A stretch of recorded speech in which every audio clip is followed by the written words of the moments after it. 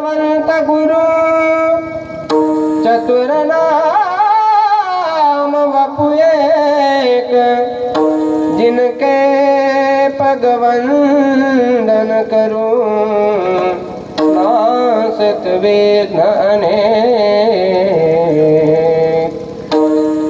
आइए हनुमंत बिराजिए, कथा करुमति अनुसार, प्रेम सहित गादी धरिए, पधारिए पवन कुमार।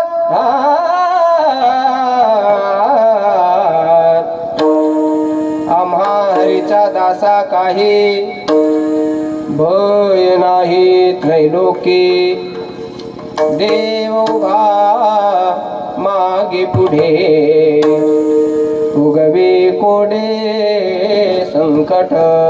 प्रस्तुत प्राप्त प्रसंगी सेवेकरिता घेतलेला अभंग।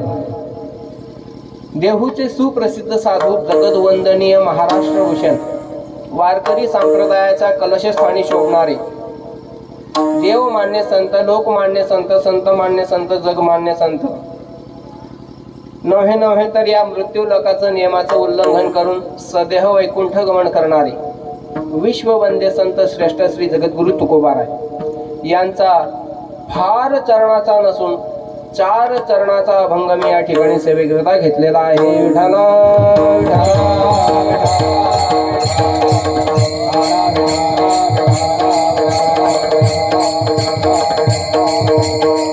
अभंगावर बोलण्यापूर्वी थोडासा परिहार द्यायचा, तो तुम्हाला सर्वांना माहीत असलं तरी सांगणं हे वक्त्याचं आद्य कर्तव्य ठरतं या न्यायानं।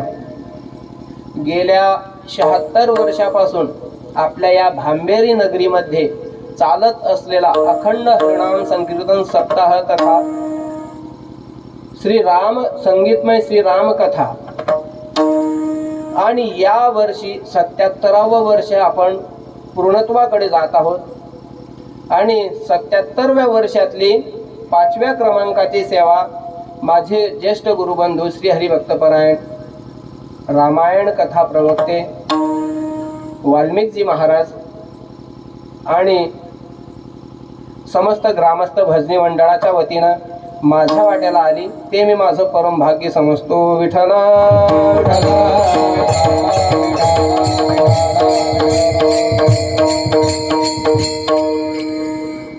आणि सुंदर असं नियोजन तुम्ही या गावकरी मंडळींनी, भजनी मंडळांनी आपल्या या कार्यक्रमाचा आगळं आणि वेगळं स्वरूप आपण या ठिकाणी केलेलं आहे।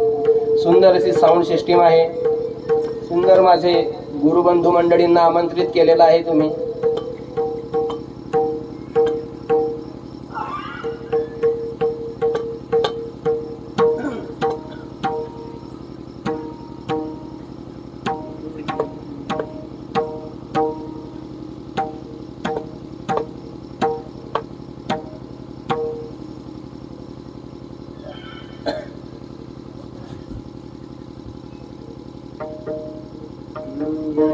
विठ्ठल विठ्ठल विठ्ठल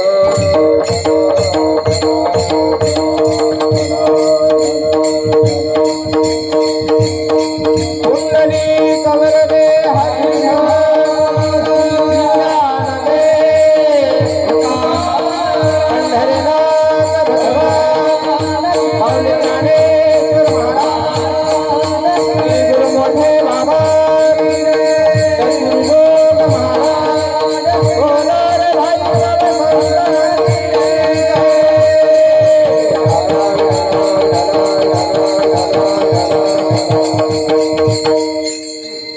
सुंदर असं नियोजन या ठिकाणी तुम्ही केलेलं आहे। हा असा सोहळा बघितला की पूर्वीच्या लोकांची आठवण येते। म्हणजे थोडा मोठ्यांच्या मुखातून ऐकलेलं आहे की पूर्वी शुकाचार्य सुद्धा कीर्तन करत असत। मग त्यांच्या कीर्तनामध्ये टाळकरी कुठले, विणेकरी कुठले, मृदंग वादक कुठले, भागवतात शुकाचार्यांनी सुंदर असं वर्णन केलेलं आहे। प्रल्हाद तालधारी तरलगती तया, चोद्धव कांशधारी विनाधारी सुदर्शे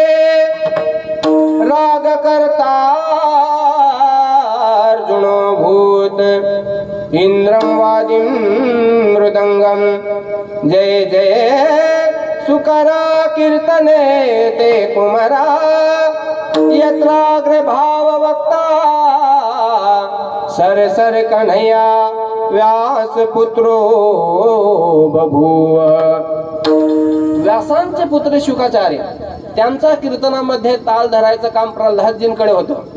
प्रल्हाद तालधारी तरलगती तया चोद्धवकांशधारी. झांज वाजवण्यासाठी उद्धवासारखे टाळकरी होते.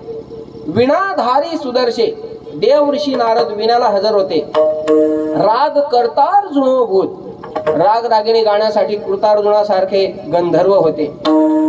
इंद्रम वादी मृदंगम, देवाचा राजा इंद्र पखवाज वाजवायला हजर होते. सनत कुमार जयघोष करायला आणि राजा जनकासारखे श्रोते श्रवणाला होते.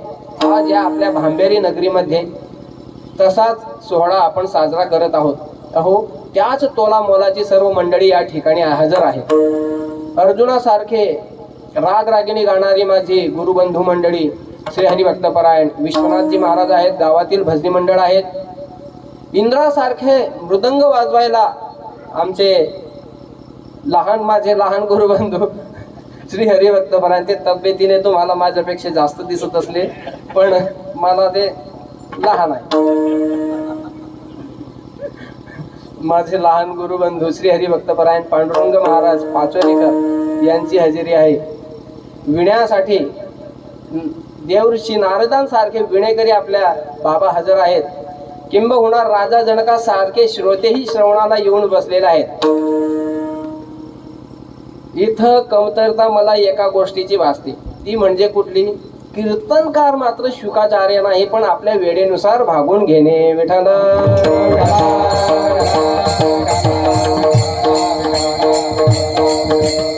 आपलं भाग्य आहे मायबाप हो, आपल्याला नरदेह मिळाला. बडे भाग मनुष्य तनु पावा. भाग्य आहे आपल्याला नरदेह मिळाला. का? नर्तनु सम नहीं कवनेहि देही.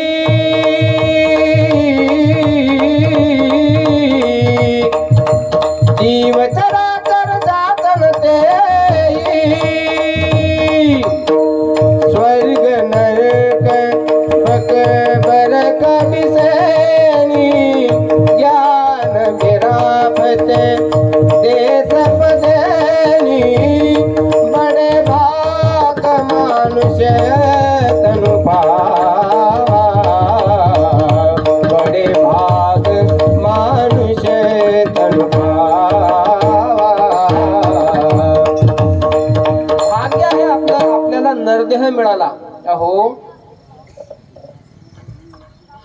हा नरदेह सहजासहजी कुणाला मिळत नाही. आपलं अनंत जन्माचं पुण्य असेल, त्या पुण्याच्या बळावर आपल्याला ह्या नरदेहाची प्राप्ती झाली. नाहीतर स्वर्गात राहणारे देव सुद्धा या मृत्यू लोकात या नरदेह मिळावा अशी अपेक्षा करतात.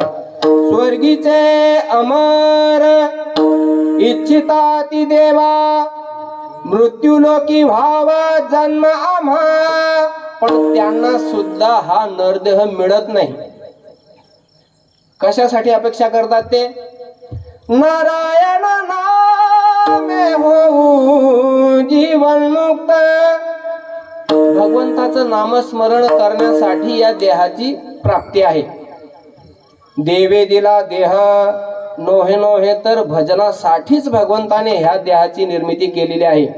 देवे दिला देह भजना गोमटा. पण करतो का हो आपण भजन? सुंदर असा नरदेह आपल्याला मिळालेला आहे. हा दुर्लभ असणारा नरदेह आपल्याला मिळालेला आहे. हा किती दुर्लभ आहे हो, महाराजांनी वर्णन केलेलं आहे.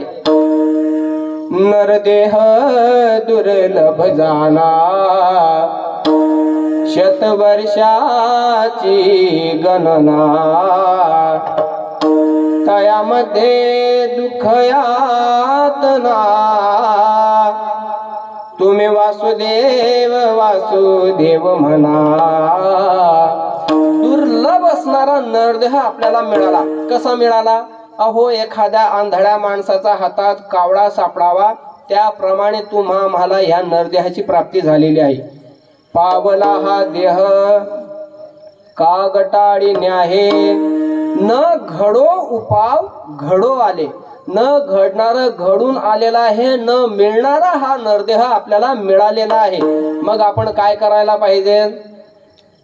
टाळी वाजवावी, गुढी उभारावी, टाळी वाजवावी, गुढी उभारावी, टाळी वाजवावी, गुढी उभारावी, टाळी वाजवावी, गुढी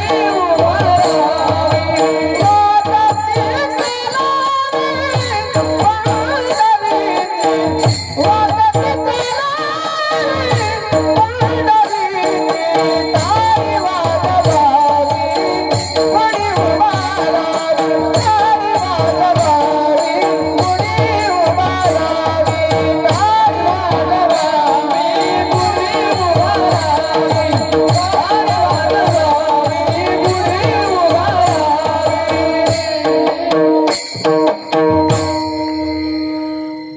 कशासाठी दिलेला आहे हा नरदेह आपल्याला भगवंताने? आलं लक्षात? अहो, आपल्याला नरदेह मिळाला आपल्याला कळत नाही, पण ते कळवून देण्यासाठी संत आपल्याला सांगतात. हाताने काय करायचं? टाळी वाजवावी, गुढी उभारावी. पायाने काय करायचं? हो, वाटती चालावी पंढरीची, वाटती चालावी पंढरीची. पायी तीर्थयात्रा, मुखी राम नाम. अहो, सुंदर असा नरदेह आपल्याला मिळालेला आहे. ह्या नरदेहाचं मोलच करता येत नाही. एका कवीने वर्णन केलेलं आहे, हा अनमोल आहे. मनुष्य जन्म अनमोल रे, हा अनमोल किमतीचा नरदेह आपल्याला मिळालेला आहे. याचं मोल होत नाही. मिट्टी में न रोल रे, याला असं माती मोल तुडवू नका बर का. अब तो मिला है फिर न मिलेगा, कभी नहीं, कभी नहीं, कभी नहीं रे. आता मिळालेला आहे. आपल्या भाग्याचा बळावर, पुण्याचा बळावर आपल्याला हा नरदेह मिळालेला आहे. हा पुन्हा मिळणार नाही. म्हणून आपण आताच सावध झालं पाहिजे. मग काय करायचं? तू सत्संग में आया कर,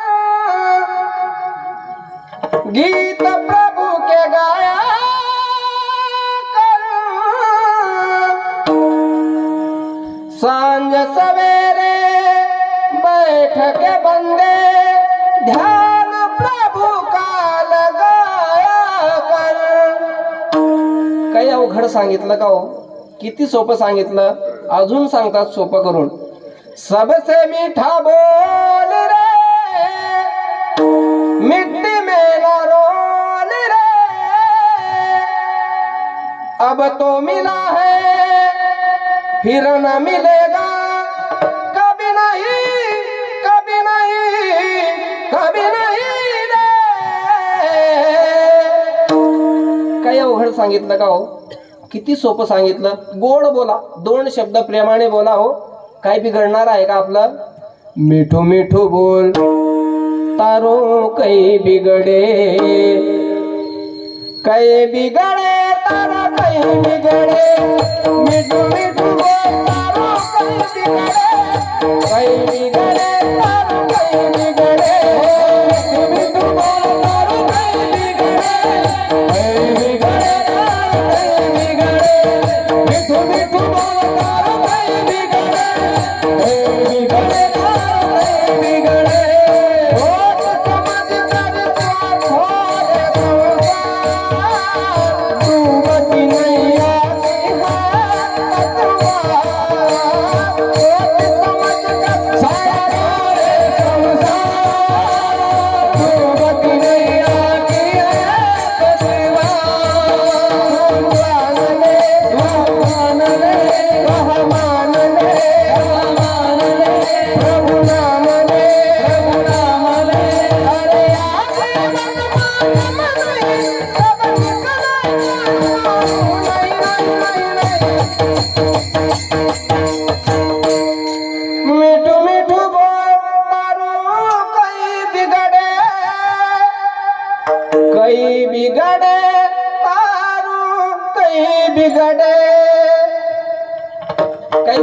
बिघडणार आहे का आपलं दोन शब्द जर आपण समोरच्या व्यक्तीला प्रेमाने बोललो?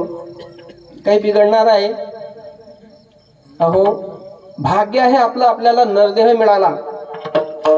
याच जन्मी घडे याच देही घडे, देवाचे भजन आणि कहे ज्ञान नाही कोठे. म्हणून भाग्य आहे आपलं, आपल्याला नरदेह मिळाला. पुन्हा भाग्य आहे भारतात मिळाला. भरतखंडे नरदेह प्राप्ती, हे तो परम भाग्याची संपत्ती. भारतात नरदेह मिळाला म्हणून बौद्ध धर्माचे संत दलाई लामा त्यांचे उद्गार आहेत. संत दलाई लामा म्हणतात, 5 पांडवांचा जन्म भारत देशात झाला. 5 पांडवांचा, त्यात धर्मराज, भीम, अर्जुन, नकुल, सहदेव, 5ही नाव तुमचे सर्वांचे पाठ आहेत. पण 5ही भावांच्या भूमिका बजावताना संत दलाई लामा म्हणतात, सध्या भीमाची भूमिका अमेरिका बजावत आहे, दादागिरी. अर्जुनाची भूमिका जपान बजावत आहे.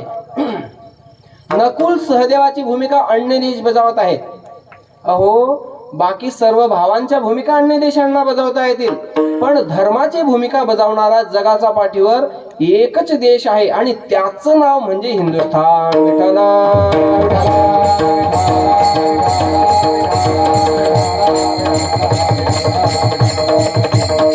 म्हणून मायबाप हो, साधू संत तुम्हाला हात जोडून विनवणी करतात, पाया पडून सांगतात, लागोनिया पाया विनवितो माता, विनवितो तुम्हा, करटाडी बोला, करटाडी बोला, मुखी नाम, मुखी नाम.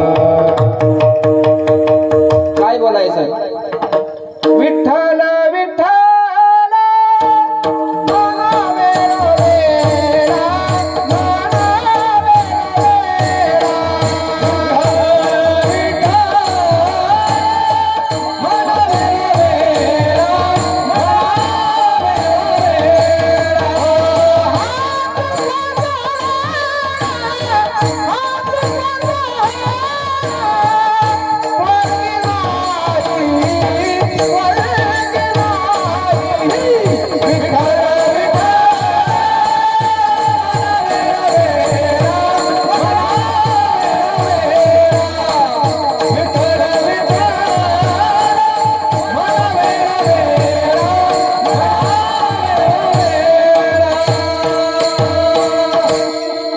जोपर्यंत आपल्याजवळ वेळ आहे तोपर्यंत आपण माळकरी व्हा आणि भगवंताचं नामचिंतन करा.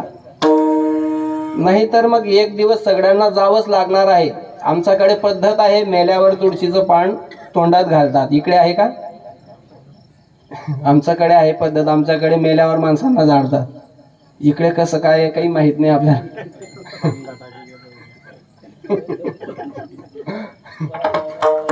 जोपर्यंत आपल्या शरीरात ताकद आहे तोपर्यंत तीर्थयात्रा करून घ्या. आमचे हरिभक्तपरायण ज्येष्ठ गुरुबंधू वाल्मिकजी महाराज हे काशीला जातात, वृंदावनला जातात, लोकांना घेऊन जातात, त्यांच्याकडून तीर्थयात्रा करून घेतात. आणि गेल्या 2-3 वर्षापासून त्यांनी एक उपक्रम सुरू केलेला आहे. भंडारा डोंगरावर एक सप्ताह करतात, पारायण सप्ताह, आणि श्री क्षेत्र पंढरपूर या क्षेत्रामध्ये पण ते एक सप्ताह करतात. तर ज्यांना जमेल त्यांनी त्यांच्यासोबत तीर्थयात्रा करून घ्या. कारण की जोपर्यंत आपल्या अंगात ताकद आहे, जोपर्यंत हातापायात ताकद आहे तोपर्यंतच हे होतं, नंतर होत नाही. नंतर आपण कितीही पैसे दिले तर आपल्याला कोणी घेऊन जाणार नाही. विठ्ठल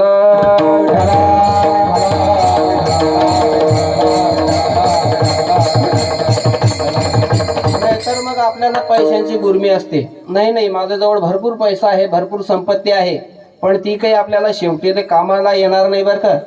शेवटी आपल्याला आपल्या मुखाने घेतलेलं आपण जे नामस्मरण केलेलं असतं तेच आपल्याला उपयोगात पडत असतं.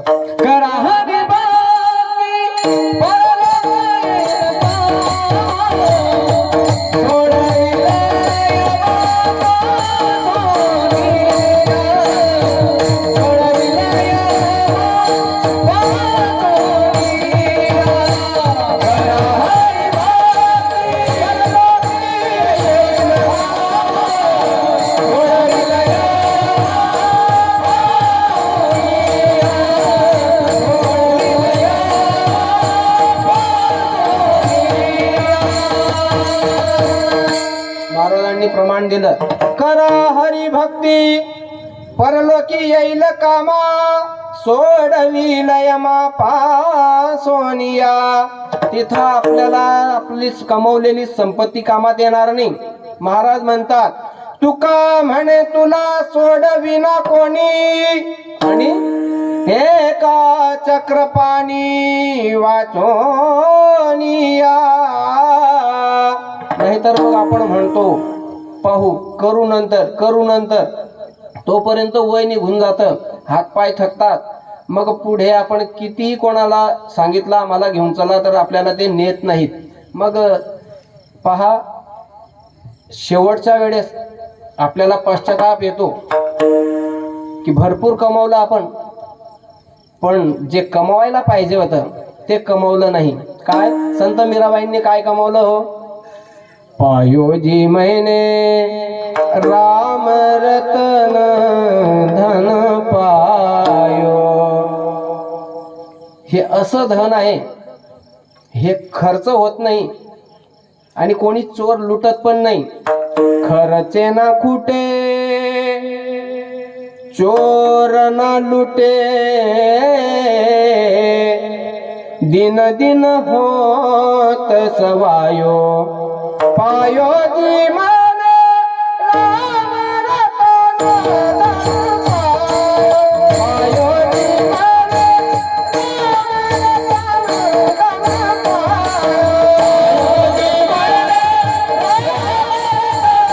धन पायो, जी माने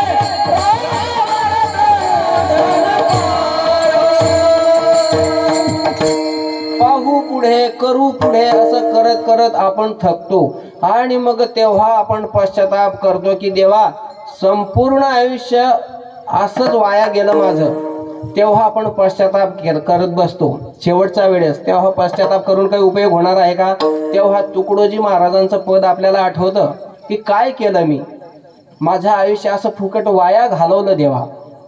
तुकडोजी महाराजांचं सुंदर पद आहे. क्या किया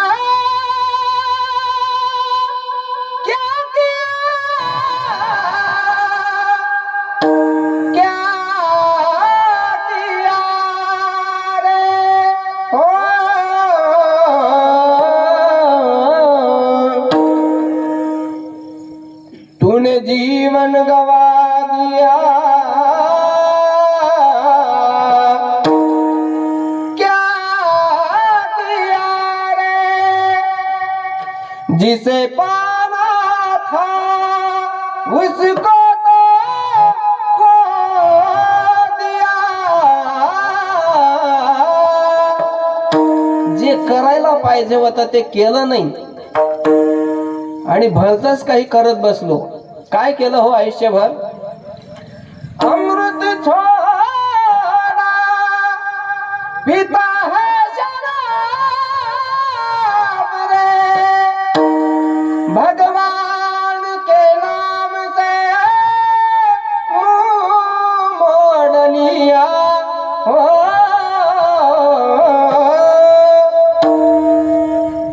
अमृतासारखं असणारं देवाचं नाव ते कधी मी मुखात घेतलं नाही हो.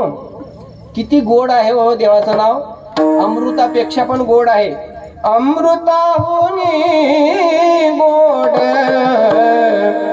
नाम तुझे देवा, नाम तुझे देवा, मन माझे केशवा, मन माझे केशवा. आवाने घे, आवाने घे, सांग पंढरी राया, सांग पंढरी राया, काय करू यासी, काय करू यासी, सांग पंढरी राया. अमृतापेक्षाही गोड असणारं भगवंताचं नाव मी कधी माझ्या मुखात घेतलं नाही देवा. अजून काय केलं हो? पैसों के खातिर करता मिलावट,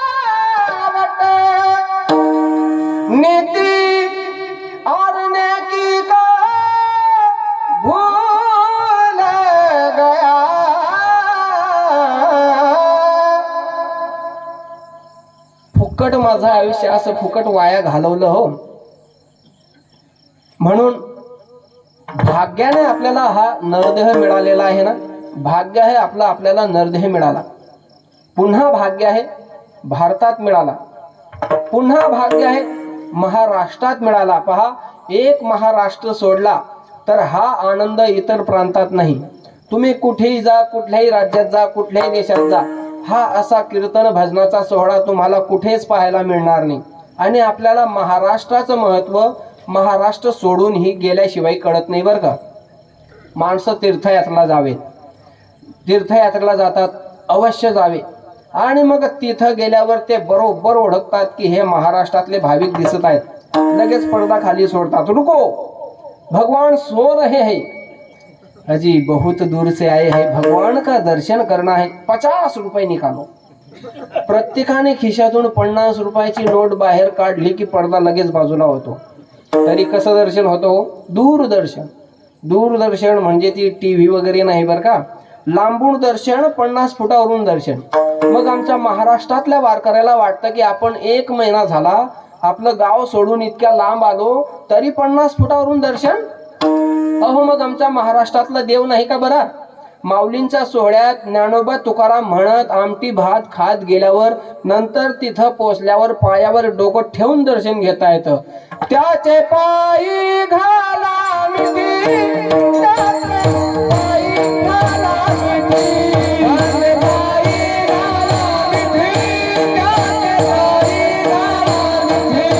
बोल रे जगदेवी, बोल रे जगदेवी,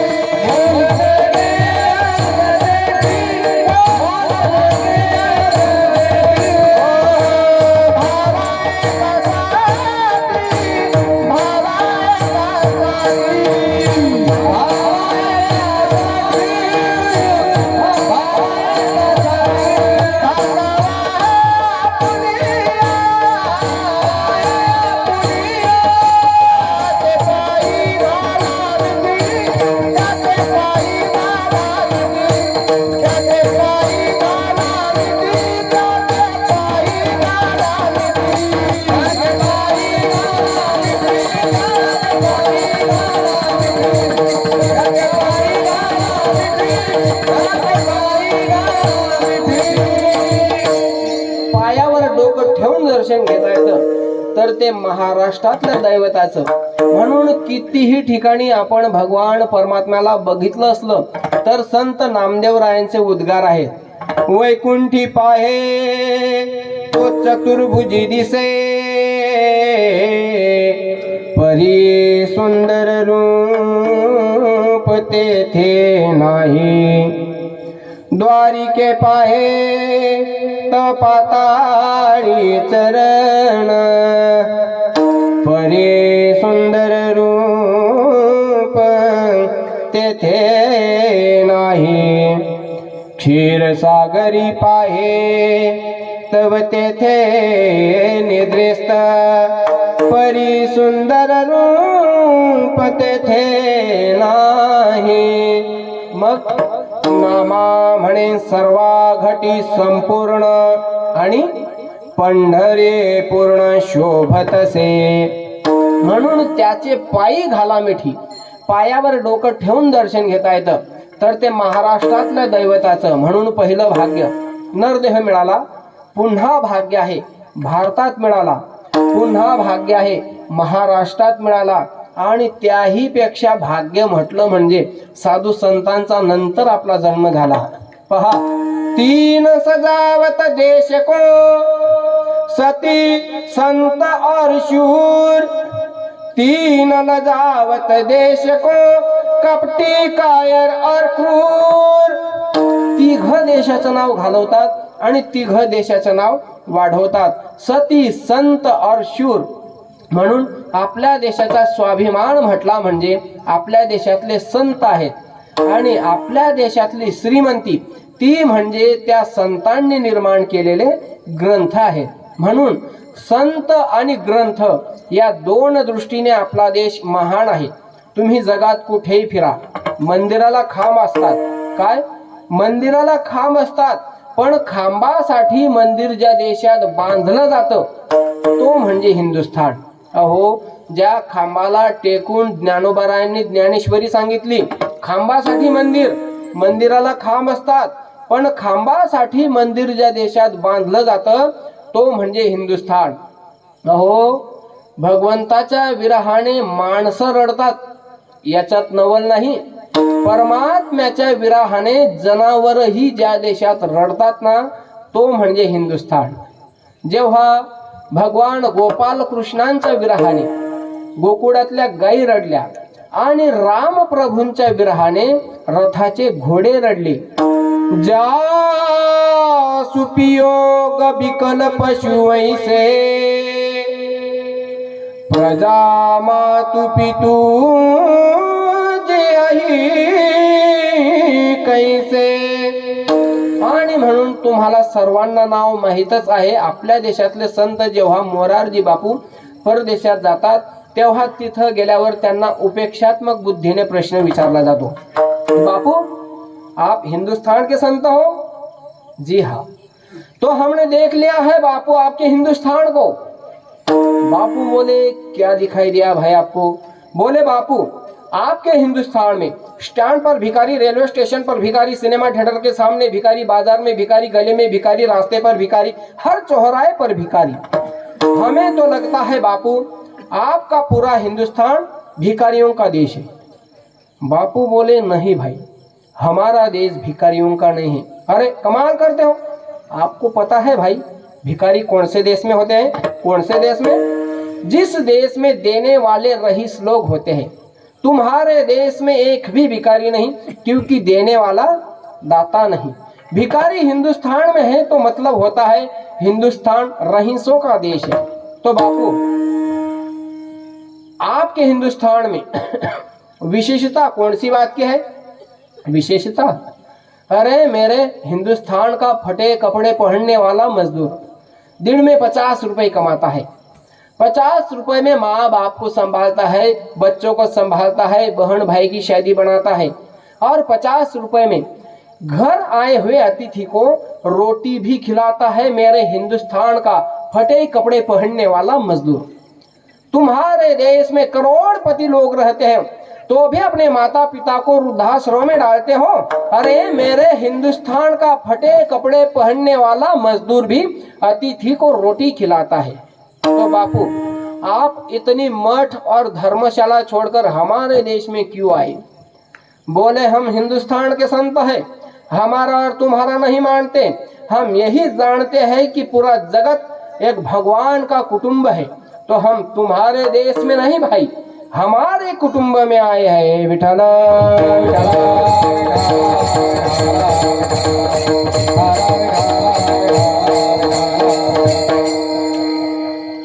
वसुधाएव कुटुंबकम. म्हणून संत आणि समाज या दोन्हीचं अतूट नातं आहे. अतूट नातं संत आणि आपण दोन मध्ये महत्वाचा फरक आहे. आपल्या सारखे दिसत असले, आपल्यासारखा सगळा व्यवहार करीत असले तरी त्यांना सामान्य माणूस समजायचं नसतं. जसं तुम्हाला नाव माहीतच असेल कदाचित, केंदूरचे कान्हो पाठक संत. आणि त्यांची कीर्ती ऐकून काशीहून एक विद्वान ब्राह्मण पंडित त्यांच्या भेटीला येतात. वेळ सकाळची होती.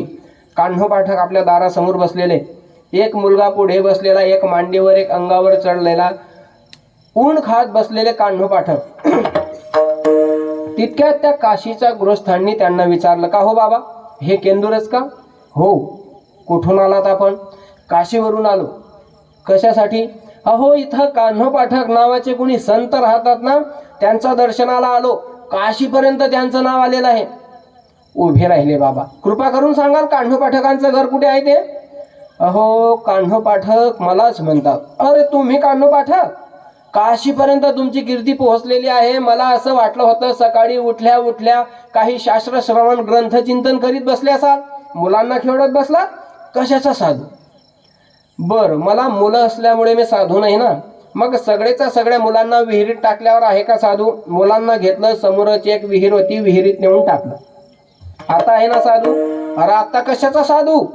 तुला स्वतःच्या बाळाची दया नाही, तू स्वतःच्या मुलांना विहिरीत टाकायला मागे पुढे पाहत नाही तर दुसऱ्याच्या बाळाचा नरड्यावर पाय द्यायला काय हाय काय करशील का? कशाचा साधू? तुम्ही कसंही वागा, माणसं नाव ठेवणारच कसंही वागा. काहींना वाटतं आपलं घर बरं आणि आपलं शेत बरं. घरून शेतात, शेतातून घरी, घरून शेतात, शेतातून घरी, पण त्याच्याही बद्दल चर्चा चालते बरं का गावात. जाऊ द्या हो, त्याचं काय नाव घेता, एकलकूट, घर कोंबडं, कुठे जातो काय येतो. आता येणं जाणं सुरू करा. भेटीसी न जाता म्हणती हा निष्ठुर, येता जाता घर बुडविले. अजिबात बोललं नाही तरी नाव ठेवतात, जास्त बोललं तरी नाव ठेवतात माणसं. कसंही वागा तुम्ही, डोळे लावून चाला हो तरी नाव ठेवतात, उघडे ठेवून चला, वर पाहत चला तरी नाव ठेवतात, खाली बघून चला तरी सुद्धा माणसं नाव ठेवणारच. असंच एक जण डोळे मिटून जात होता रस्त्याने, तर काही बहादर भेटले. क्यों रे, बड़े बाबा बन गए हो, ध्यान में लगे रहते हो, आंखें बंद करके चलते हो. दुसऱ्या दिवशी वर पाहत चालला, पुन्हा भेटले बहादर. क्यों रे, इतने अभिमानी हो गए हो, ऊपर ही देखता है नीचे देखता ही नहीं. मग तिसऱ्या दिवशी खाली बघून चालला, पुन्हा भेटले बहादर. क्यों रे, नीचे देख कर चलता है, ऊपर देखता ही नहीं, किसी की तरफ देखना ही छोड़ दिया. मग चौथ्या दिवशी पुढे मागे डावीकडे उजवीकडे असं मुंडी हलवतच चालला रस्त्याने. पुन्हा भेटले बिलिंदर. क्यों रे, क्या क्या देखता है रे, किधर किधर देखता है, आंख का ठिकाना ही नहीं, मुंडी हिलाता ही रहता है.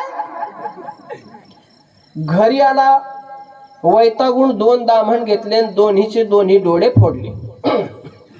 समाजाला कळालं कि ज्याला आपण नाव ठेवत होतो त्याने डोळे फोडले. क्या आंख फोड़ डाली? हाँ, फिर बराबर है, किया हुआ कर्म का पाप तो भोगना ही पड़ेगा, वो उसका पाप भोगेगा. तरी सुद्धा माणसं नाव ठेवणारच. विठ्ठल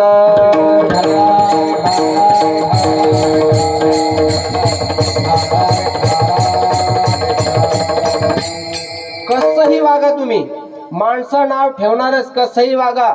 म्हणून परमार्थ करणाराने तरी शेतकऱ्याच्या कुत्र्याप्रमाणे असावं.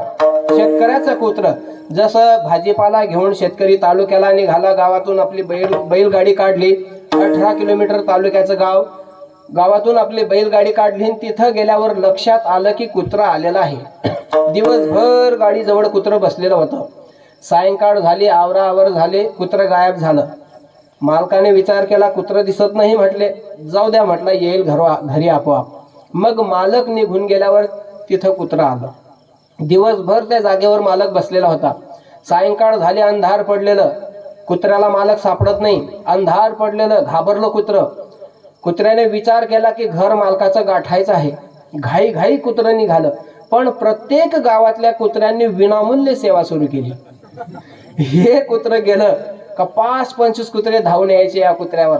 मग ते कुत्रे आले का हे लोळून घ्यायचं, पायवर करायचं, शेपूट आपटायचं, मातीत तोंड फाडायचं. मग ते कुत्रे जागेवर थांबायचे आणि म्हणायचे, जाणे दो, इसमें कोई दम नहीं. पुन्हा पुढचं गाव लागलं का पुन्हा 5-25 कुत्रे धावून यायचे. ते आले का हे लोळून घ्यायचे, पायवर करायचे, शेपूट आपटायचं, मातीत तोंड फाडायचं. कुत्रे जागेवर थांबायचे, म्हणायचे, जाणे दो, इसमें कोई दम नहीं. पण ते कुत्रे निघून गेल्यावर हे म्हणायचं, काहीही म्हणा भाऊ, दम नाही म्हणा, हेकाळ म्हणा, भित्रा म्हणा, मला तुमच्या निंदेशी काय घ्यायचं आहे बाबा. अंधार पडलेला आहे, मालकाचं घर गाठायचं आहे. मग तसा आपल्याला परमार्थ करायचा ना. मग समाजाला काहीही म्हणू द्या, ते जनिया जन भक्ती गा, ते जनिया जन भक्ती गा.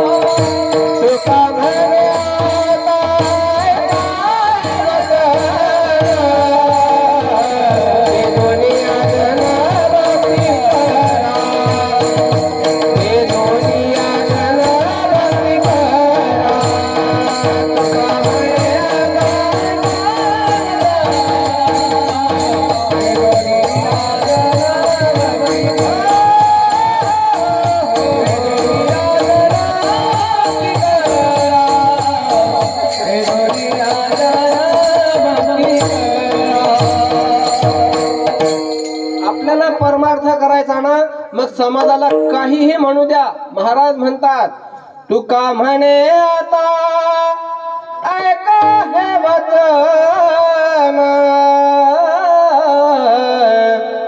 ते जोनिया जन भक्ती करा. कसंही वागा, माणसं नाव ठेवणारच कसंही वागा. मुलांना खेळत बसला, कशाचा साधू? स्वतःच्या मुलांना विहिरीत टाकलं तू, आता कशाचा साधू? बरं नसू द्या, साधू नसू द्या, मी साधू नाही ना, नसू द्या, पण तुम्ही माझं नाव ऐकून इतक्या लांबून आलात काशीवरून, मग गरीबाकडे 2 घास जेवण तरी करा हो बाबा. पण तो काशीचा विद्वान ब्राह्मण पंडित होता. तो म्हणाला, अरे तुझ्या घरचं खातो का मी आता? मुलांना विहिरीत टाकलं तू, सुतक पडलं तुला, आणि मी तुझ्या घरचं खाईल का? बर, माझी मुलं विहिरीत पडल्यामुळे, मला सुतक पडल्यामुळे तुम्ही जेवण करून जात नाही ना बाबा. मग मी जर मुलांना जिवंत बाहेर काढली विहिरीतून सर्वांना, तर मग जेवाल का? मग त्या काशीच्या गृहस्थाला धक्का बसला आणि पाहू लागला कान्होबाठकांकडे. चला रे, हा काशीचा बाबा उपवासी जात आहे, सगळेचा सगळे बाहेर यावर का? अहो, बापाने हाक मारल्यावर मुलं जशी घरातून पडत बाहेर येतात, तशी जिवंत पोरं विहिरीतून बाहेर आली सगळी. दृष्टांत संपला माझा. सिद्धांत असा की मुलांना विहिरीत टाकण्या इतकी प्रपंचाबद्दल अनासक्ती ज्याची आहे आणि जिवंत काढण्या इतकी दैवी शक्ती आहे, बाह्यदृष्ट्या आपल्यासारखे दिसत असले, आपल्यासारखा सगळा व्यवहार करीत असले तरी संत नव्हते जगा, माणसा त्या सारिखे, असा फरक आहे. तसा पुन्हा एक फरक आहे. प्रत्येक जीव भययुक्त आहे, पण संत मात्र भयमुक्त आहे. पहा, प्रत्येकाला कुठे ना कुठे कोणाची ना कोणाची भीती आहे. कोणी असू द्या, प्रत्येकाला भय आहे.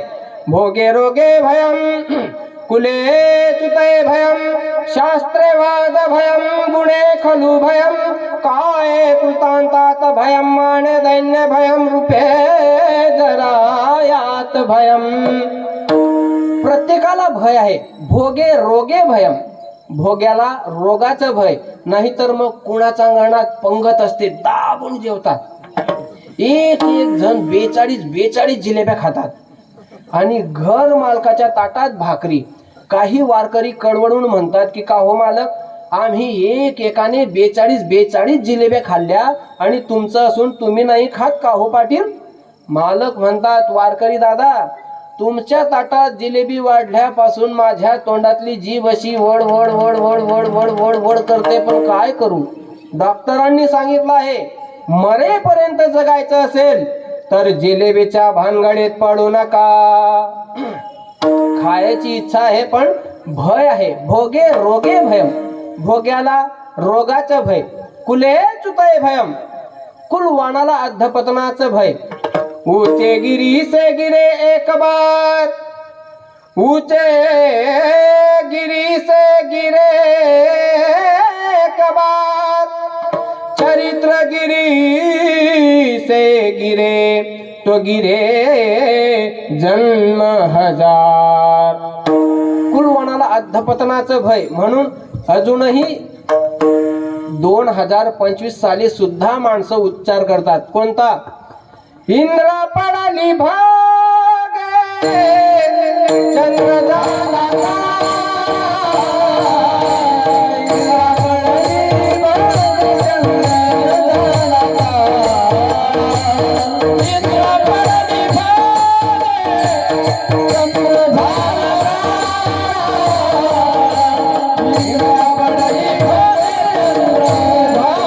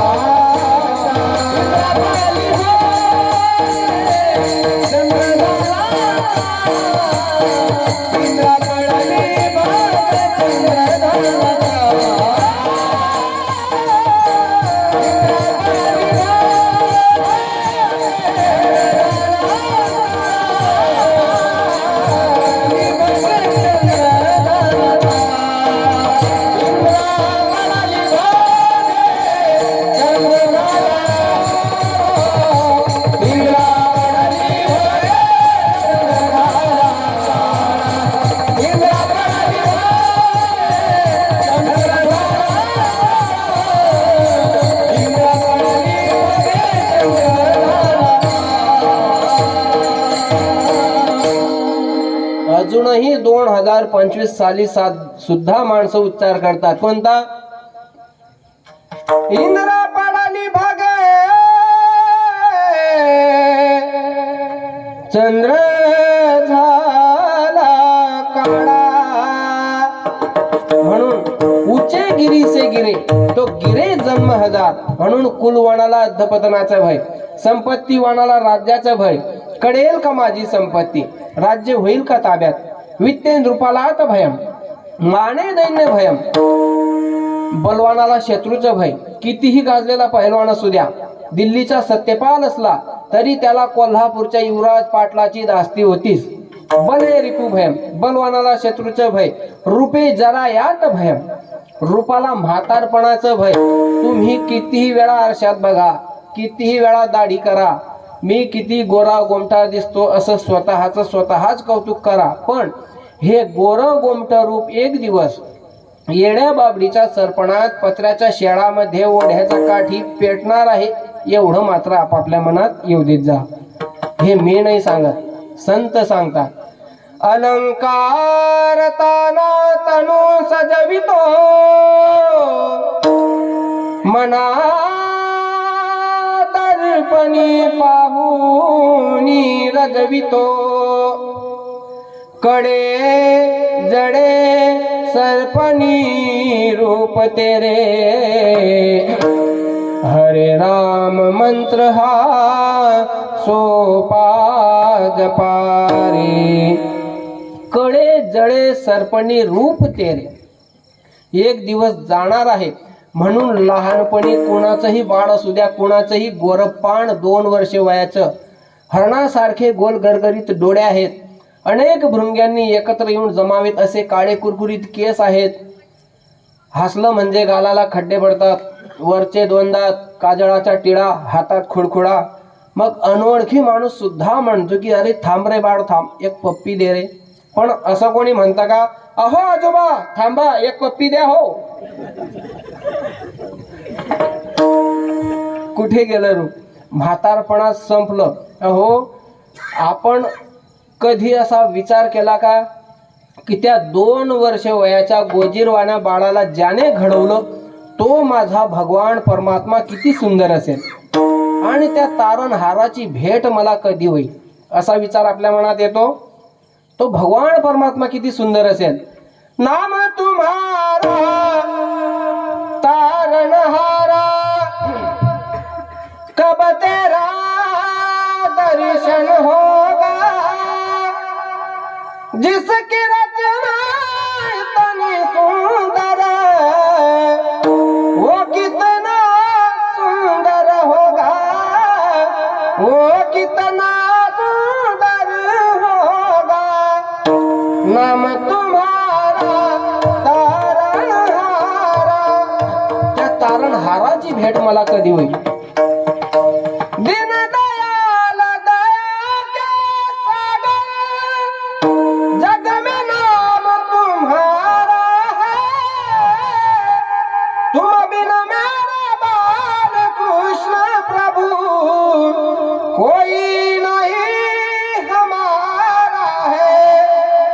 भव से पार उतरना है तो बस तेरा सहारा होगा. जिसकी रचना इतनी सुंदर वो कितना सुंदर होगा, वो कितना सुंदर होगा. नाम तुम्हारा तारणहारा. त्या भगवान परमात्म्याची भेट मला कधी होईल असा विचार आपल्या मनात येत नाही. आपण आपल्या सौंदर्यावर भारी भरत असतो. एक म्हातारं कीर्तन संपल्यावर घरी गेलं, घरात गेला, आतून कडी लावून घेतली, कपाटातून अल्बम काढला, त्याच्यातून एक जुना कोल्हापूरचा तालमीतला फोटो काढला. एका हातात फोटो घेतो, एका हातात आरसा घेतो. आरशात बघतो, फोटोकडे बघतो, आरशात बघतो, फोटोकडे बघतो, विचार करतो की देवा कसा होतो मी. 6.5 फूट उंची होती, 58 इंच छाती होती, कोल्हापुरी मिश्या होत्या, सफरचंदासारखे गाल होते, आता दोन्हीचे दोन्ही गाल गैरहजर झाले. काय भानगड झाली असेल. म्हातारपण आलं की रूप संपलं. रूपे जरा यात भय. प्रत्येकाला कुठे ना कुठे कोणाची ना कोणाची भीती आहे. भोग्याला रोगाचं भय, कुलवानाला अधपतनाचं भय, संपत्तीवानाला राज्याचं भय, गुणवानाला दुर्जनाचं भय, शरीराला यम राजाचं भय, रूपाला म्हातारपणाचं भय. सर्वांना भय आहे, पण महाराज छातीला हात लावून सांगतात, आम्हाला भय नाही अभंगाच्या प्रथम चरणात.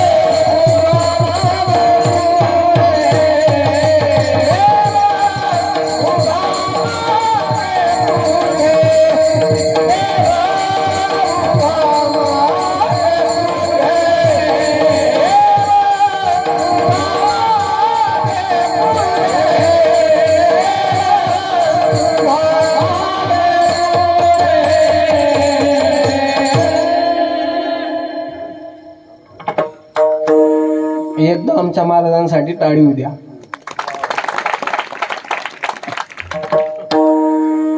सर्वांना भय आहे, पण महाराज छातीला हात लावून सांगतात, देव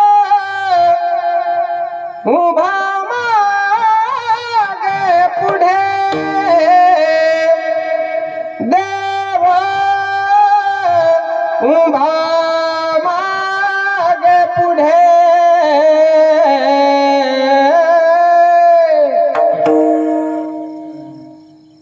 असं वातावरण कधी कधी मिळतं आम्हाला.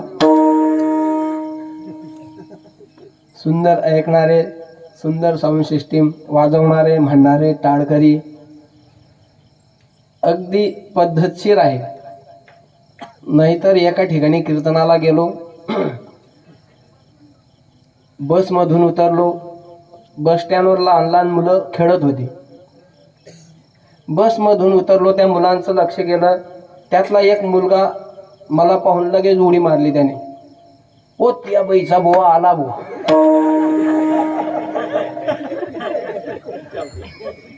म्हटलं जाऊ द्या, लहान मुलं आहेत.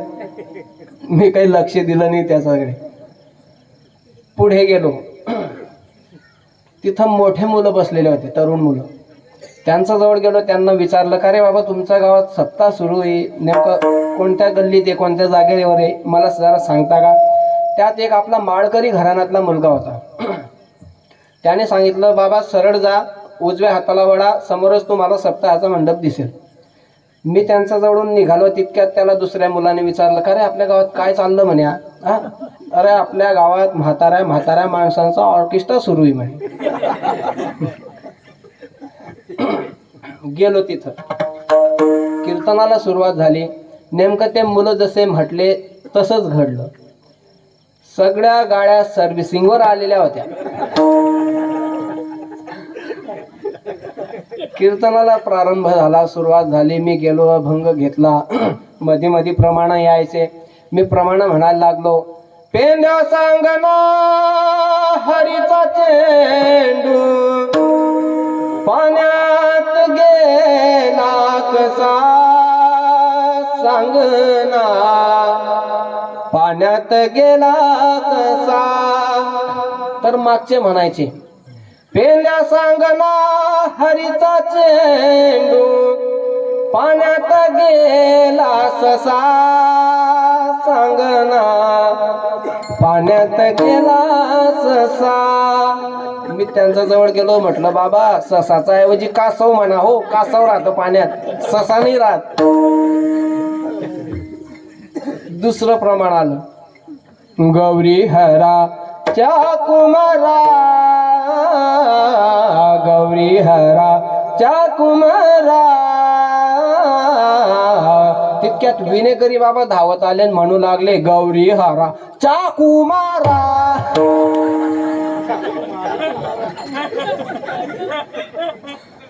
मी बाबांना हात जोडले. म्हटलं, बाबा बरं चाकू काढला, तलवार नाही काढली, नाहीतर माझी पुण्यतिथी त्यांच्या सप्ताहातच साजरा झाली असती. वेगवेगळे अनुभव येतात. पण असं वातावरण असलं की असं वाटतं की रात्रभर कीर्तन सुरू ठेवावं. पण आपली कीर्तनाची वेळ संपलेली आहे. 10:30 वाजलेले आहे. आणि आपलं हे रोजच आहे. सकाळी कथा असते, दुपारी कथा, हरिपाठ, रात्री कीर्तन. जड जातं थोडं वातावरण रोजचं असल्यामुळे. कधी कधी असलं तर मग चालू ठेवावं असं वाटतं. थोडं 2 मिनिटं आपण अगोदर भजन घेऊन घेऊ. सगळ्यांनी मोकळ्या अंतकरणाने भगवंताचं, मुखाने भगवंताचं नामचिंतन आणि हाताने टाळी वाजवायची. ठोबार कुमाई, ठोबार कुमाई, ठोबार कुमाई, ठोबार कुमाई, ठोबार कुमाई, ठोबार कुमाई, ठोबार कुमाई, ठोबार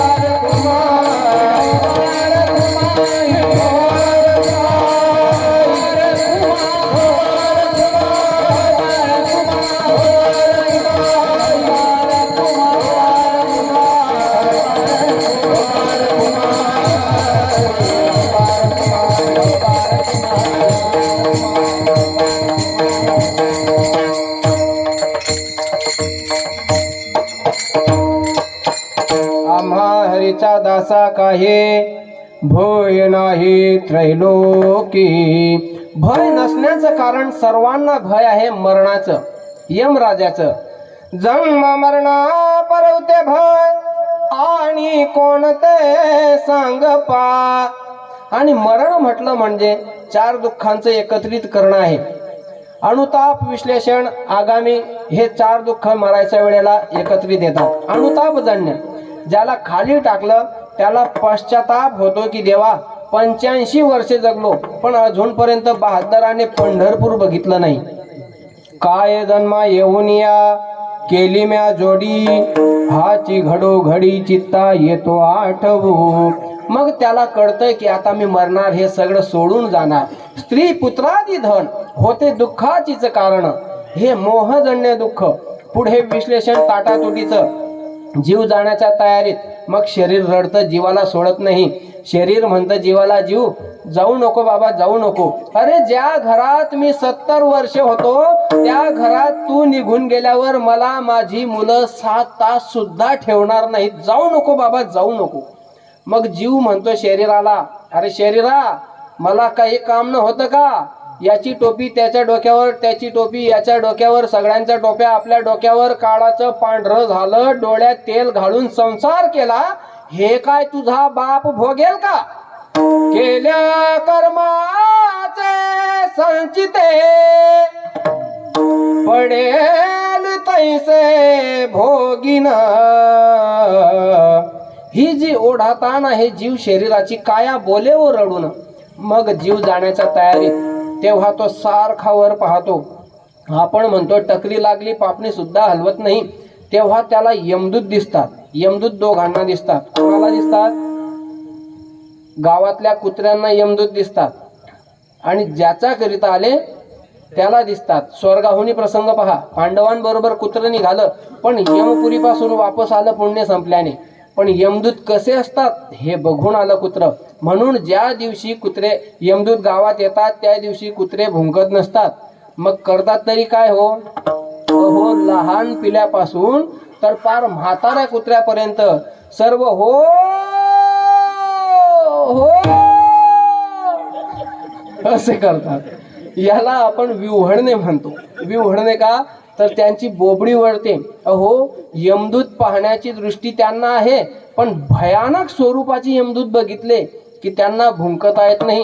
जसा भित्रा माणूस संडास मध्ये गेला की तो झुरड म्हणत नाही, तो झू झू झू झू म्हणत बाहेर निघतो, तसे कुत्रे वर तोंड करून ओरडतात. आणि मग त्या दिवशी म्हाताऱ्या माणसांची चर्चा आहे का तुम्ही गावात?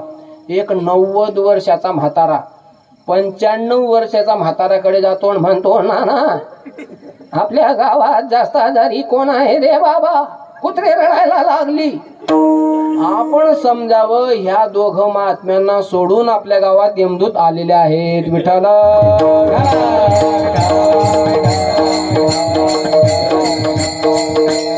यमदूत कुत्र्यांना दिसतात आणि ज्याचा करिता आले त्याला दिसतात. मग तो सारखा वर पाहतो, सारखा वर पाहतो आणि विचार करतो, नाही त्या यमासी करुणा बाहेर काढता कुडी प्राण अकरा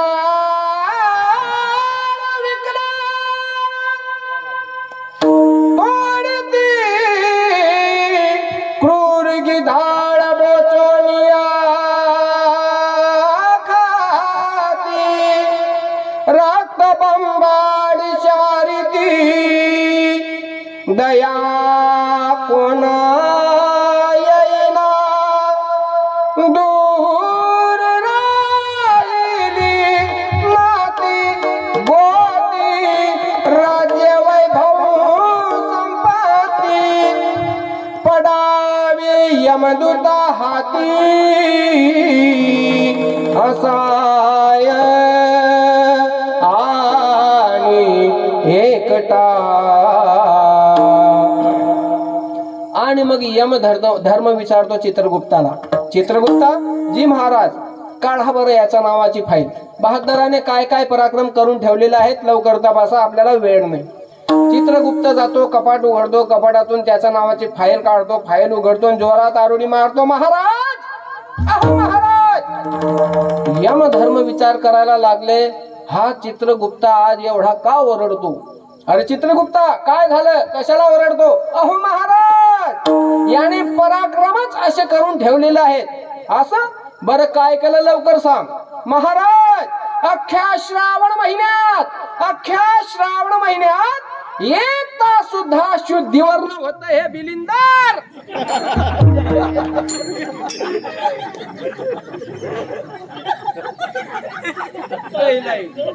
आता काय करशील?